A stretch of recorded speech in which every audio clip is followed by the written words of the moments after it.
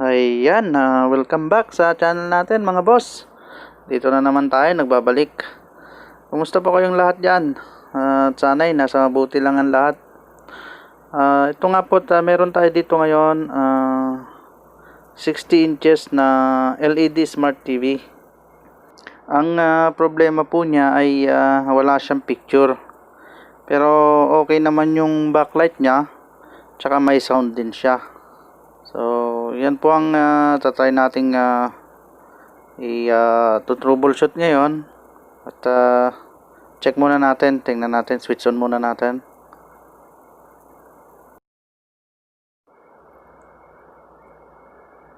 Ayan, nag-on na yung backlight niya. Tapos, ayan, nagkaroon na rin po siya ng sounds. So, ayan. Ito po, kung alangan kayo, pwede nyong subukan ganito para malaman kung gumagana yung backlight niya. Pero wag masyado diinan, baka mabasag. So, ayan, gumagana po yung backlight niya. May sound din siya, pero wala lang siyang picture. So, ayan po ang ito-troubleshoot natin ngayon. Halos common na po ang ganitong problema sa mga LED TV. Iba-iba nga lang yung mga tinatamaan at mga nasisirang pyesa. So, ayan. Bago natin umpisahan, kung bago ka lang dito sa channel na to, subscribe na po at hit mo na rin ang notification bell para lagi kayong updated pag may bago tayong upload video.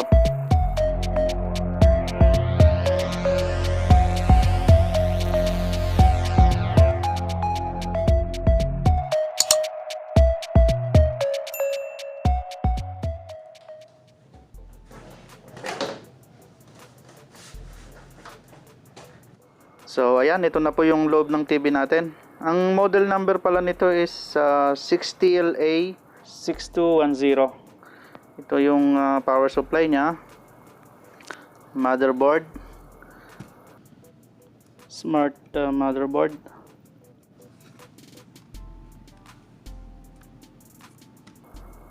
Ito naman yung T-con. Itong natatakpan ng bakal na to. At ito naman po yung LED driver. Ito yung connection niya papuntang backlight. Tapos ito yung supply niya galing sa power supply. Hiwalay siya. Kadalasan yung iba nakasama sa power supply, pero ito hiwalay. So since may sounds yung TV natin, dito tayo magpo-focus sa T-con. So, buksan muna natin.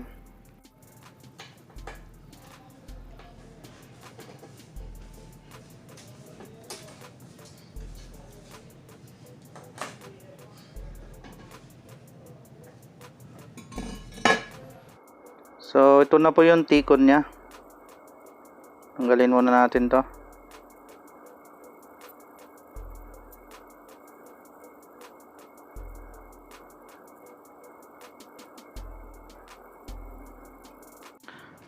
So, ayan, magsusukat tayo ng voltahe ngayon dito sa T-con. Plug in muna natin siya. So, ayan. So, ito naka-standby lang muna siya. So, power switch on natin. Ayan, lumilaw na yung backlight. Tsaka ito yung normal niya, nagbi-blink yung power indicator, tsaka mag-off. 3 beses na magbi-blink tapos mag-off na siya. Yan yung normal niya. So, susukatan natin ngayon ng voltahe. Magsusukat tayo ng voltahe ngayon dito sa T-con. Set natin siya sa DC. Yung negative probe natin sa body ground ng TV. Let's check natin yung supply na galing sa mainboard, sa motherboard. 12 volts supply ng T-con. So ayan, meron po siya. So tingnan natin kung nakatawid sa fuse. So ayan, walang tumawid sa fuse. May 12 volt supply siya galing sa motherboard. Pagdating sa fuse, hindi na siya nakatawid. So ibig sabihin open tong fuse na to. Pwedeng may problema sa tikon natin kaya bumigay yung fuse. Sigurado wala rin tong BGH nya. Ayan, 0. Tsaka BGL. Ayan, kasi sa fuse pa lang open na siya, hindi na siya nakatawid kaya wala ring supply to, kung DC to DC natin. Hanggang dito lang siya, hindi na nakatawid. So ayan, bago tayo magpalit ng fuse, check muna natin tong tikon natin kung may shorted o bakit bumigay yung fuse, para maiwasan na rin na bumigay yung motherboard natin kung halimbawa may shorted dito sa tikon. So check muna natin yung tikon natin. Tingnan natin kung may shorted siya.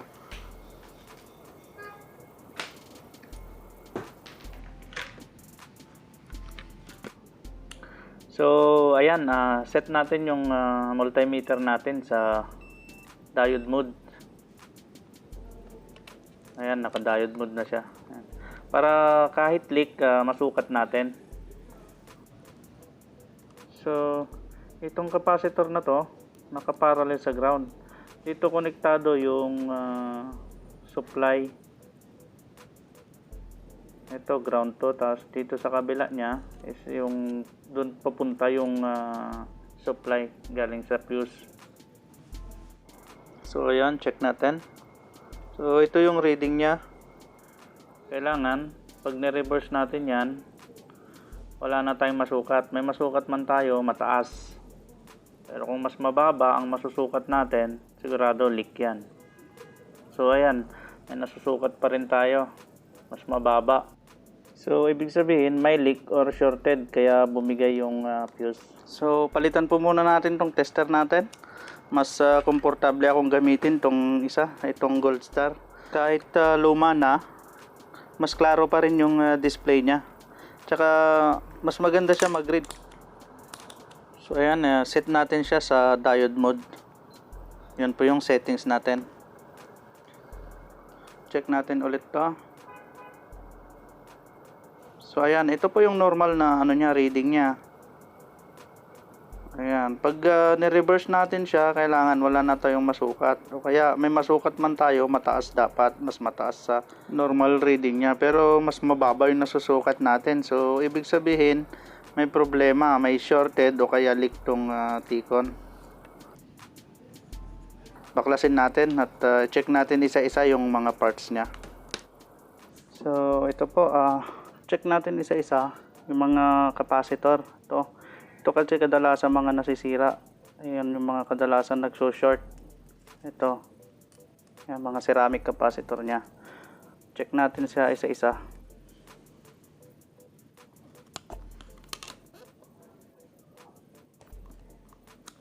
Set natin sa diode mode yung tester natin. Para kahit leak, masukat natin. So ayan, naka-diode mode siya. Ito, dito pa lang abnormal na yung reading niya. So hanapin natin yung shorted o kaya yung mas mababa ang reading. Sigurado yun ang may problema. Ito, reverse natin. So halos parehas lang sila. Check natin yung iba.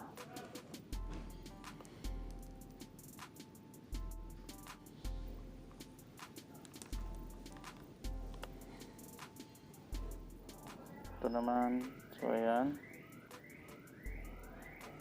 pare-parehas. So nakaparallel lang din to, nakaparallel lahat yan. So pag isa sinukat mo, pare-parehas ng resistance. So ayan, mas mababa siya kaya kumpara dito. Check muna natin yung iba.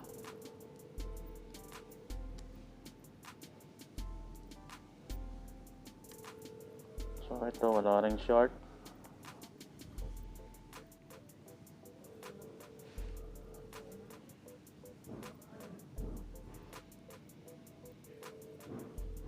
Ito, wala rin. Halos parehas lang.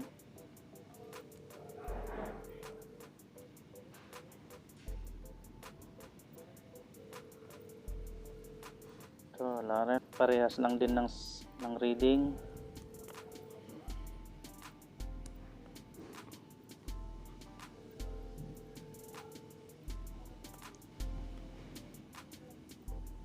Ito, bingo. Ito, shorted siya. 0-0 yung reading niya.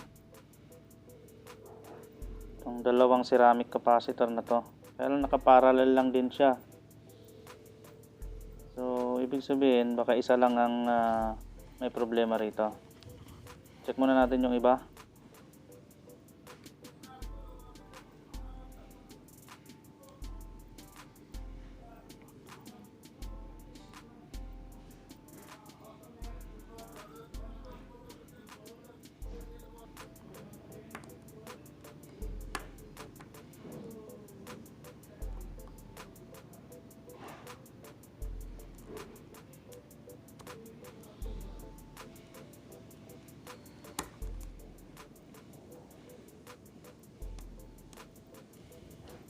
So ayan, wala tayong nakuhang ibang sira kundi ito lang, itong dalawang capacitor na to.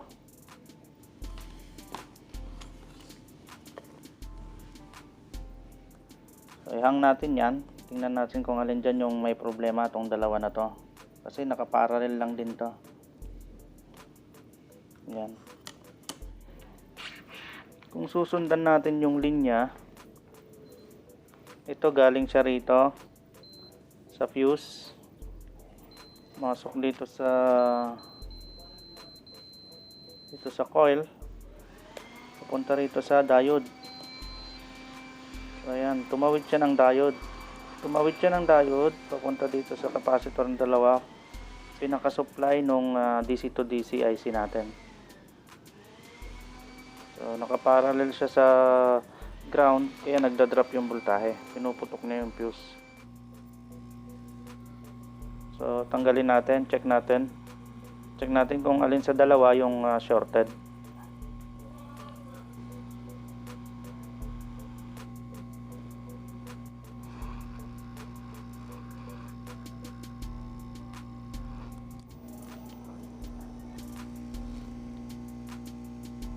Check natin siya kung shorted.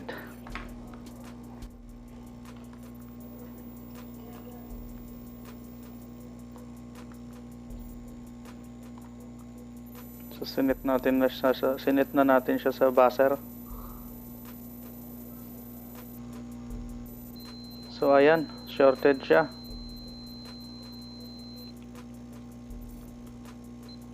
Check natin sa diode mode kung 0-0. Ayan, shorted nga po siya. Shorted siya. Check natin yung isa, yung kaparallel niya kanina, kung ito wala rin. Ito okay ito. So isa lang yung sira, ito lang. Tingnan natin ngayon kung normal na yung reading niya. So ayan. Dapat pag binaliktad natin yan, wala tayong masukat o mas mataas. So ayan. Okay na po yan. Yan po yung normal reading niya pag ni-reverse.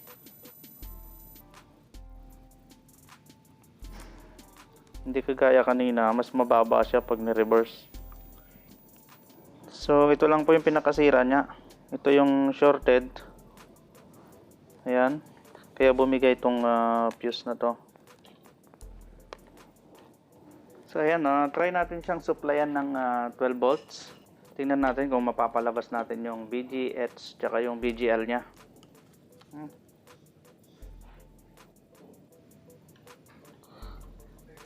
Lagay natin tong negative supply sa ground.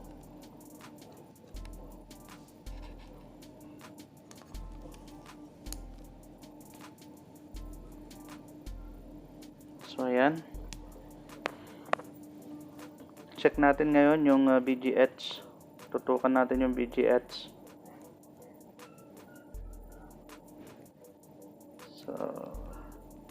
So ito yung testing point ng VGH niya. Supplyan natin siya ng 12 volts. Kailangan so ayan, may nasukat na tayong 28 volts. Yan yung pinaka VGH niya. Try naman natin yung VGL. Kailangan may masukat tayong negative 6 or negative 7. So ayan, negative 5.9. So equivalent po yan ng negative 6. So normal na po yung ano natin, tikon natin, yung voltage niya. So ayan, palitan muna natin tong fuse para maikabit na natin at matesting. Kuha lang tayo ng ano, ng fuse sa sirang tikon at yun ang ipamalit natin dito. So ito ang kukunin nating pamalit sa fuse dito sa open fuse na to. Ito, sira na tong tikon na to. Ayan, sunog na. Sira na tong IC na to, kaya kahuyan na lang natin.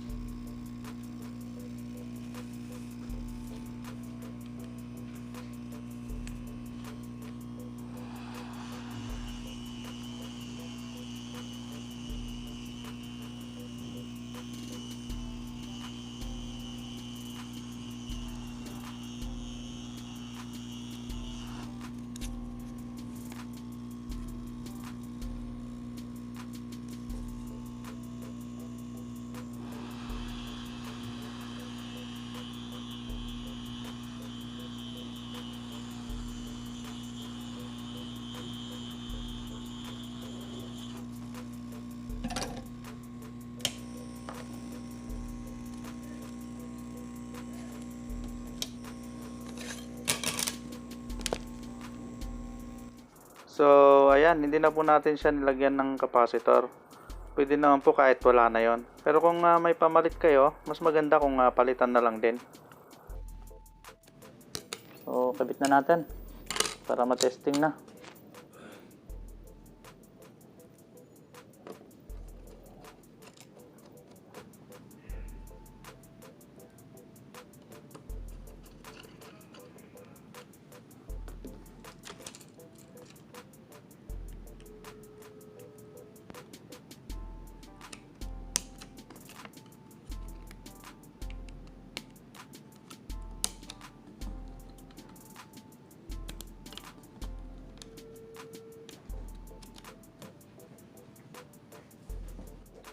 So ayan, voltage check muna natin siya.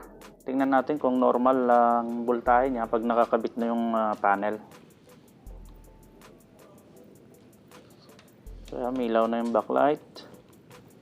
Testing natin yung sukatan natin yung BGL tsaka BGH kung normal siya.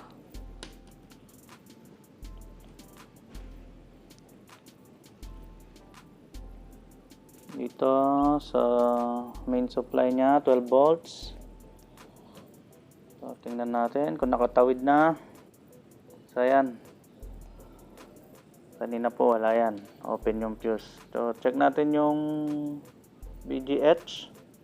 So ayan, 28 volts, normal. Yung BGL nya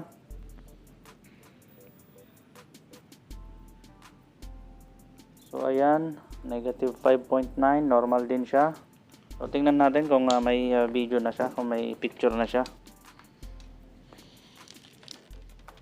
So ayan, meron na po. Okay na. So isa ano lang, doon lang sa shorted na ceramic capacitor ang problema. So sarado na natin.